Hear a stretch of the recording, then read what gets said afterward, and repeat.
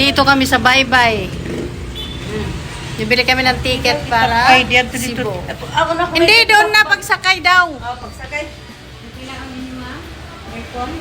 Ano lang? Kanang second. Second. 520? Ay, 520. Ano? Kanang ni? 30. Bye-bye. Ito yung Baybay Leyte. Ay, city pala. Baybay City. Bye-bye City Lady.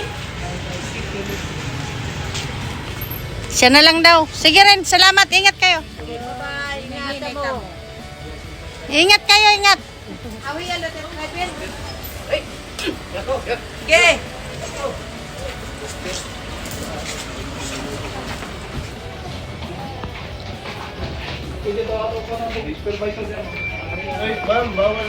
Awan? Anong punta nyo? Ito lang. Pasyal lang kami dito Cebu, bakasyon. Bibili lang kami ng utap. Bibili lang kayo ng utap. Opo. Pang-snack ng trabador mo. Oh, Hindi, wow. ayaw na nila kasi ng bananak niya.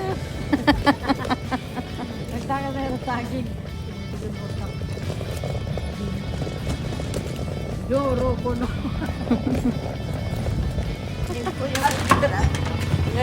Saka na, saka. Hello guys, welcome to my vlog. Hindi po ako vlogger. Ano lang to. Ano lang to namin. Record lang, record. Oo. Souvenir. Saging. Nasaan na yung shagging namin? Nawawala. Aw. Sa Igbaw. Sa Igbaw. Matitres ko.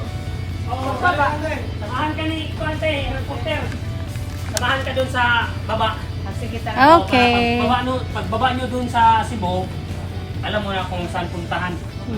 Tara. Dito na kami nakasakay sa ferry, Lapu-Lapu Pier.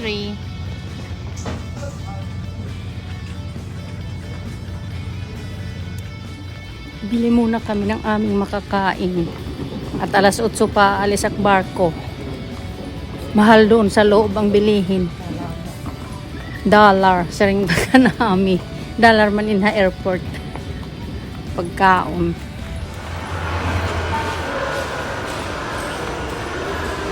Bye. Bili namin si Tina ng beer para inumin niya doon sa barko. Tago ako kasi may security guard. Bawal yata. Ito binili ko.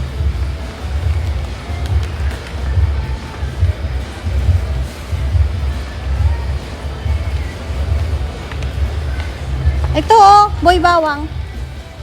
Pulutan niya. May garnic. Tagusa kita pa rin. Itong alas 4. Tama na yan. Snack bala. Snack. Ayun. ayun. Oh, yung sasakyan namin barko.